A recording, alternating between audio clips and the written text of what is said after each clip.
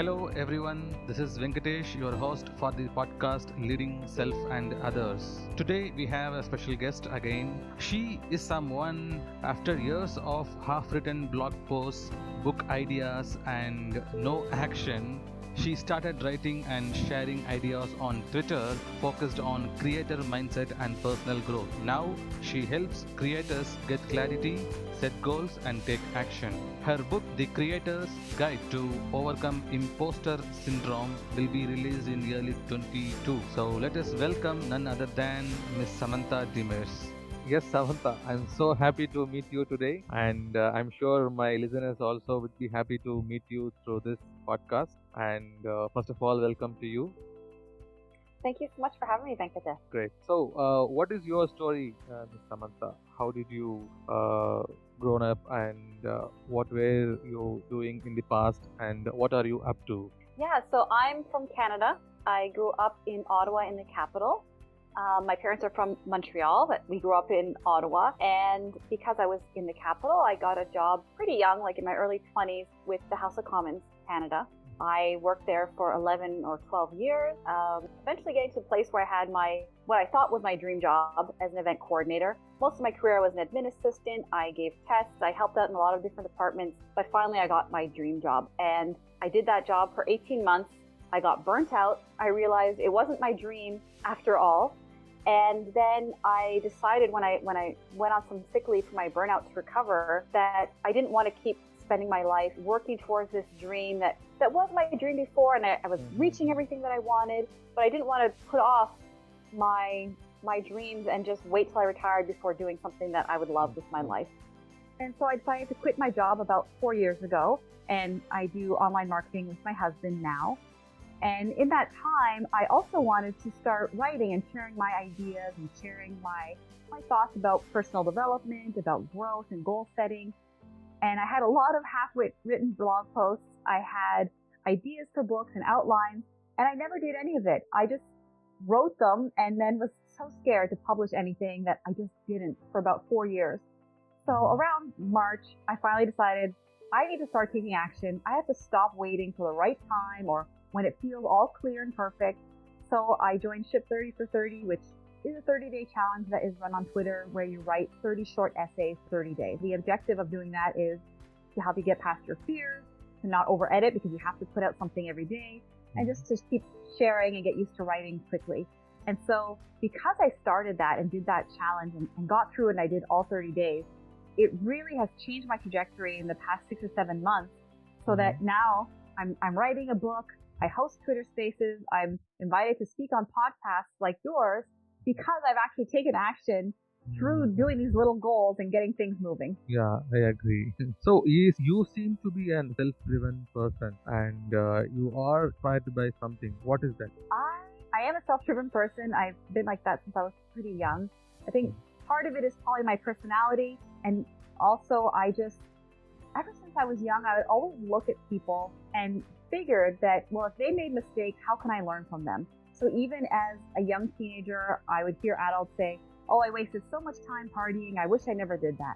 Or, oh, I wish I never started smoking, or I wish I didn't drink and get sick. And so even when I was 13 or 14, I thought, okay, well, I won't do that then. Like, I'll just do, in some ways it was to do the right thing. But in the other hand, it was, well, I don't want to look back and regret things either. So why would I go and do what every other young person does when all the adults say, hey, I wasted my time and I should have never done that, and I wish I didn't. So I guess my self-driven nature is something that I was born with, and in one part, and the other part is that I was just interested in it, so I would read a lot and I would listen to others and integrate those kind of ideas into my life. Great. So, there were a point for you to start with a goal, right? One goal. So, what was the first goal you ever set yourself to step into your current arena? So the goal that I did for this was I decided to just join something and start publishing online.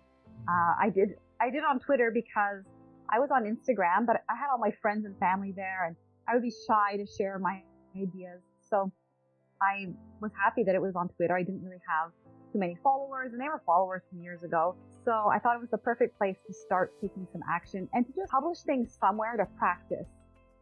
So that was my first goal, was to just, okay, I'll write these 30 essays, and if nothing else, I'll get better at writing.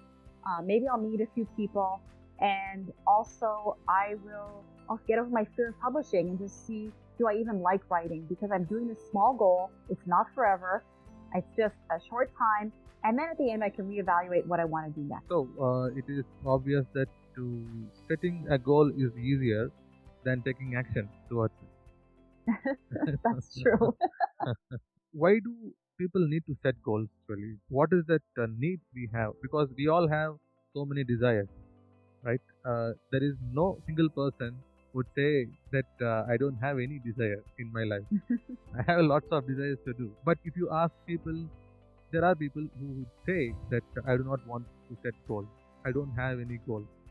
But what do you have for those people who don't have goals and they require a solid reason to set goals? What is yours? So I'm going to tell you a story that has nothing to do with work productivity. It's completely different, but it also has to do with goals. And it will prove to your listeners that goal setting works. So I got married pretty young. I was about 21 or 22. I had kids around 25, 26. So in North America, that's pretty young. I don't think it's super young, but around here, it's young. And then at 30, my now ex-husband decided he wanted a different life and he wanted to leave. So suddenly, after 8.5 years of being married, I thought I was with my best friend. I had these 2 great kids. I was stuck at, I have a husband who doesn't want to be with me. Now I'm single. I don't know how to go on first dates. I haven't dated in forever. So what do I do? So I had a really good therapist, and we worked through, my sadness and my anger. And she said, okay, well, work through all of your feelings, and then you'll be ready to move on. So I said, okay, well, I don't want to be those kind of people that has a cloud over my head and resents my ex-husband and doesn't move on. So I said, I'll work through this. So I worked through it, and I felt everything I had to feel, even when I was sad or angry. And I'm not the kind of person to show my feelings very much, but I did it. And then, this is the important part of the goal setting, I started dating. And so in the space of a year, I went on 31st dates. So I would meet people if I met a guy at work, or sometimes I did online dating and I would do some first dates. And then sometimes I'd date a guy for a little while, and then things would stop, and then I'd be discouraged. And then after a couple of weeks, I would say, okay, well, I think I'm ready again. And I would go out and just try again. Because if I just keep going through these dates, eventually I'm going to meet somebody. And at the end of almost a year, I met the man that I'm now married to. That's a wonderful man, but it took going through all these dates. So there were some women at my workplace that had tried online dating, that got discouraged and said, you know what, like, it just doesn't work. I meet people and said, listen, you need to keep going. I said, who cares? You just go through them. And when you're discouraged, fine, don't date anyone. But when you're ready, start dating again and move on. When someone doesn't work out, okay, go to the next person. So this lady left. A few months later, she sent me a message and said she met this wonderful man. And it was her first date after she finally said, okay, I guess Samantha's right. I'm going to try this out. And now she's married to him, and they've been married for several years. But that's just because she said, oh yeah, I guess I could just go and just keep trying. And so I think that goals, whether it's for your work or your personal life, not that I'm saying that like getting married should be a goal, but it was important to me. I wanted to be with somebody. And I had to go through a lot of men in order to find the person that I wanted to be with. And so no matter which area of your life, I think it's really important to just keep trying. When you're discouraged or when things are overwhelming, you could stop and pause. And then when you're like, all right, well, now I'm feeling stuck, but I want to do something, well, take action again and try to move forward.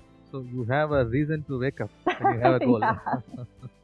Yes, that's a great way to put it. Great. So there are 2 types of people. The first one just talked about. People do not want to set goals. But there is also another set of people who set goals, but they don't achieve it. Okay? So what are the common things that stopping people at? I think that what I've noticed in my life and in some other people, that when I've helped my friends with their goals, or some people that I've helped coach a little bit with their goals, there's a few things. So one of the big ones is people's fears and insecurities. And so it's like, for example, with the dating, like that lady, she was afraid to get hurt. I was afraid to get hurt. And with a few of the guys that I dated, I did get hurt. And then I was like, well, now it's time to move on. So I think that's a big part of it. And then also, even with my online writing, I was insecure. I thought, who's going to care about my writing? Who's going to want to talk to me? I'm going to say stuff that other people said, and it's not going to be all that great. But I took action and started doing it and realized, oh, no, I do have something to say. So I think that the first part is that it's our own mindset. And the second part is that the goal is not clear. My goal with dating was clear. I want to meet somebody and get married, probably. And even with my online writing, I wanted to have my own voice. I wanted to share my ideas. And it hasn't been clear until recently what my niche was. But I knew that I wanted to do stuff, and I knew that waiting for 4 years for everything to be clear wasn't working either. And so I wasn't reaching any goals, waiting for the goal to be super clear. So that high up goal of, I want to be a public speaker or have a podcast, I knew I wanted that, but I didn't know of what. Do I want to speak on leadership or on goal setting or whatever the thing is? So instead, for 4 years, that goal didn't become clear, but you need a clear goal in order to get somewhere. I thought, well, I'll take it a step back and I'll take some action and start writing and see what happens. And so that has been a way for me to start taking action and set a goal without having the huge, clear goal. And the third thing I think that stops people from reaching their goals is their time management. When I had little babies, I had no time. I could not be doing this online writing and all these things when I had babies. And I think it's really important to know what season of life you're in. If you need to have more rest, if you're at a time where your kids need more of your attention, or if your parents need some help because they're aging, or whatever it is that you're in that season, it's okay to not be accomplishing goals all the time either. And I think that's another thing that gets people discouraged, is that they think that they have to be accomplishing goals all the time. And I know that that's something that I was guilty of before. It's probably what kind of led to my burnout at work as well. I always had to be accomplishing. I always had to get things done and be productive. And then when I stopped, I realized it's really important that I take care of myself, that I have inner peace.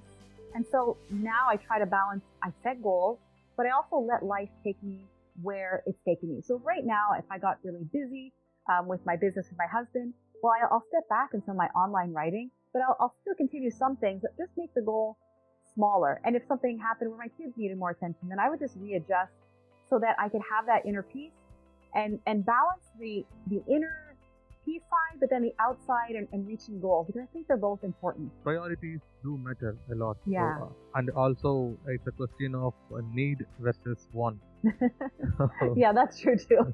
Great. So definitely, you would have set lots of goals in your right from your childhood to till date, and you would have achieved some and missed some, right? Yeah. But, so even when you achieve a goal, it wouldn't be a piece of cake at many times. You would have gone through even to buy some and grocery.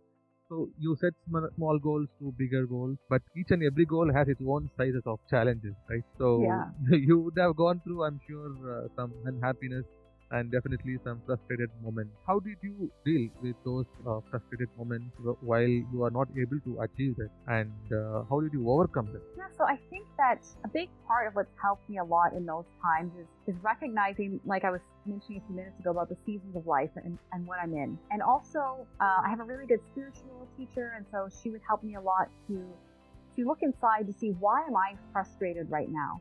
So if I can't accomplish a goal at this exact moment, or I'm not at the place where I wish I was, well, why does it bother me so much? Is it because of something I was told when I was a child, that you need to accomplish these things? Or is it, my inner critic is so strong saying you're a failure if you didn't do this? Or is it my own perfectionism of, well, if I would have just not taken a break on Saturdays and just kept working, I could have accomplished my goals. And doing that reflection has helped me to see that I really appreciate enjoying my life. And I appreciate, getting up late sometimes, or staying up late, or having time to have calls with my friends, rather than always focusing on my goals. And so I think that the unhappiness and the frustration part of it is, sometimes you're in a season where you just can't, and you just need to accept that and say, all right, I can't do this right now because I'm facing an illness, or somebody else needs my attention, or my job is really demanding right now. And that's okay. And I think that if you're able to see what is the thing that's frustrating you, and then why is it frustrating you? So when you can do that self-reflection, it'll help you get through the frustration and the unhappiness. Because I think reaching our goals is fantastic. But for example, when I was at my job, I was reaching my goal, except that it wasn't my dream job anymore. And so I was frustrated being stuck there. And I couldn't really figure out, like, yes, I did have way too much work. When I quit, I was replaced by 3 people. So I know that I was doing a lot of work. But also, part of the frustration was that I didn't want to be there anymore, but I felt guilty that I didn't because I worked so hard to get to that goal. And also I felt guilty because it was such a good job that who am I to quit such a good job and think I'm above it? And that was really hard for me to see that it was my own inner tension with that question. It wasn't necessarily because I had too much work and, I did step back and there's other people that they hired to help out. But I had to also realize that part of my frustration was that I just didn't want to continue down that path. And what was it that I wanted instead? So, is there any story you could share with me on your major challenges you faced setting up your goal and you striving to reach it now? Yeah, so I think that a really good example of that is that afterwards, after I quit my job, I've had 4 years of wanting to publish things, do more coaching, to do more public speaking, to start a podcast, to do all those things that are something that I would like to do in my life. And yet I didn't do any of them for 4 years. I just kind of started it or dabbled in it or read about it and watched webinars about it and took in all this information, but didn't take any action. And so the way that I faced that challenge was I first did the Ship 30 for 30, which was, to write those short essays online and to get through it and see what happens. And as I started Ship 30, Twitter Spaces was active, and so I applied to be a beta host. So then I was like, well, since I'm on Twitter anyway, why don't I start speaking here and practicing? And this way, it's manageable and I can do it, and I can start speaking. And it's just a live show, so that it's not recorded. It's not I don't have to edit and do all those things. So at least I can practice. And then after a few months, I still do some essays, but I kind of do my Twitter threads now, and I do the Twitter Spaces. But I was really bad at writing tweets. And so I know that if you want to grow on Twitter, you have to write tweets. So I started the Tweet 100 challenge, and I was writing tweets every day. And I thought, okay, if I could write these tweets, I'll see what happens. And probably around 50 or 60 of writing one small tweet a day, I started to get pretty good at it and having an idea of how I could format tweets, how I can write them, what ideas I like sharing and what I didn't. But all these things that I've done, they've helped me to figure out what my niche is. I didn't really know. I just knew I would like to do something, but I don't really know the exact niche I would be in. But because I kept starting with these small goals and pushing through my fears and insecurities of I don't know how to write tweets, I don't know how to host spaces and talk in public. Well, look, right now I'm talking to you and I'm not as nervous as I used to be, because I've had all this practice of talking in spaces. And with all that, by doing one thing after another and just adding on new challenges and things that I'm working through, I now have a small group that I have on a Discord channel to work through their goals, that we just stay accountable. I've started writing a book, and I'm going to, in a few months, probably start my own podcast. But that's only because I started working through my fears and the challenges of I don't have a niche. I don't know how to speak in public. I don't know how to write tweets, but I just started doing a little bit and having it in a small time frame, like the 30 days for Ship 30 and the 100 days for Tweet 100. So, be it as a small step or baby step, it is a step. Yeah, exactly. Each steps do matter, right? Yes. And you have also developed your courage like a muscle in a gym, right? You have utilized. It's so strange. That's how it works. You have utilized your spaces as your gym. You went in and explored that platform and utilized for your benefit. Yeah. That's actually a great idea for people who want to face public, but they do not want to because of stage fear or because thousands of eyes looking at you. Normally people do get fear, including me in my past. So this kind of message what you are sharing, like building up your muscle of courage, by getting into action of keep on waiting for the so-called right time, right space. So it's quite good to understand from you that taking action is the first and major step to build your courage as well as to explore opportunities. So, talking about your goals and achieving it, I mean, the challenges you faced, and I would like to also share an incident what I have gone through. Currently, I Yeah. am developing an online course content for which I have to shoot video. But I have been starting to tell my digital marketer for a long time. And I'm still telling him that I have to create a video, okay?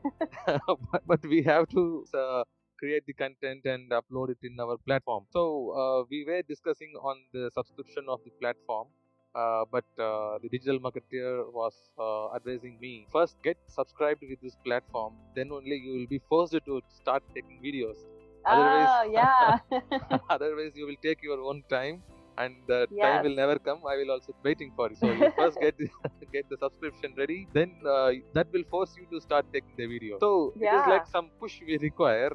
So what is that push you had for your major goal? Yeah, so I think that because I was in Ship 30 for 30, so the first thing I saw this ad and people were talking about it on Twitter. So I went and looked at their sales page and it sounded good. Okay, get over your fears and insecurities. It's like, okay, that makes sense. So I was like, well, I don't need that. I could do it on my own. So I left the page, and then maybe a day or two later, I was like, if I haven't done anything up until now, I'm not going to do it. And so for me, I've really needed this outside accountability by joining something like Ship 30 for 30, because then I would show up to these calls. There was a bunch of people doing it with me. So I think that the group accountability, like some kind of accountability that's not so much pressure, like you have to do it, but still other people that are doing it with you really helps. So even when I started doing Twitter Spaces, I didn't do them on my own and say, okay, every Thursday at 11 a.m. I'm going to do this, because I knew that I wouldn't push myself. But if I had somebody else waiting for me and we would both be doing it, I couldn't back out. And so I found a few different people to do shows with. So I did one at 10 a.m. on Sunday with my friend Isha, who's in India.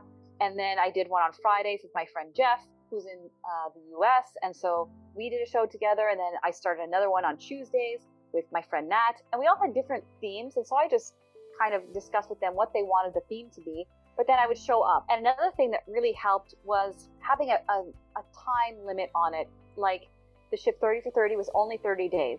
It was really hard to write those essays for 30 days. But I knew that at the end, I could reevaluate and see what I want to do moving forward.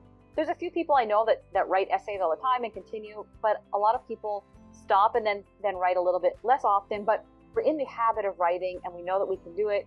And that's the same thing as with my spaces. I would say, let's do 3 weeks in a row. And with somebody else said, let's do 4 weeks in a row and see how it goes. So having these time limits on it has really helped. So having somebody with me doing it, and then also having a time limit of it's from this day to this day, and let's just see how it goes. And at the end, if we want to continue, we can, or we've reached our end and we can say, that's enough for today. We're going to stop and move on. I think another thing that you need to do with this is to be realistic. Especially as a woman, and if some of your listeners are women, we have a lot on our minds about what are we going to have for supper? When are we going to do the laundry? Our kids' picture day tomorrow, so we have to make sure they have a clean outfit. And all those little things are really hard to juggle when you're a woman and you work and you're a mom, and it's just a lot on our minds. So I think that being realistic about what you can handle and what you want in your life. And I came across something the other day about goal setting, which is to write out your top 20 or 25 goals, and then choose out of that, maybe 5 goals that are the ones you really want to focus on. And the last thing that I would say is to be kind to yourself, so that if you have to not reach your goals, or if life gets in the way, or if you're just in a season where you're tired, that's okay. I mean, especially when we've all gone through this pandemic, we're all drained. Just the stress of thinking, are we sick? Are our loved ones sick? Can we go out again? Just not having the human interaction has been draining. And so I think that's a really important point. And so to summarize, I think that the first thing is to know yourself, know your energy and when you work best. Number 2 is to be realistic, to know what you can reach right now and what you can't. And the third thing is to be kind to yourself and with what you can reach right now. Because I spent many years beating myself up, feeling bad if I didn't reach my goals, and it did not help me at all. It just made me miserable. So don't do that. Okay. So goals are to stretch you, not to stress you. That's perfect. Thank you so much for your time. I really enjoyed talking to you. So definitely, it's going to be a great episode, my podcast. Thanks for your time and your invite. Thank you so much. It was so nice to be here. Last but never the end, buckle up to get inspired and more realistic thoughts from Venkatesh. Make sure to subscribe now, just so you don't miss any episode. If you think this podcast has inspired you and may help someone you care, please share. Leading self and others.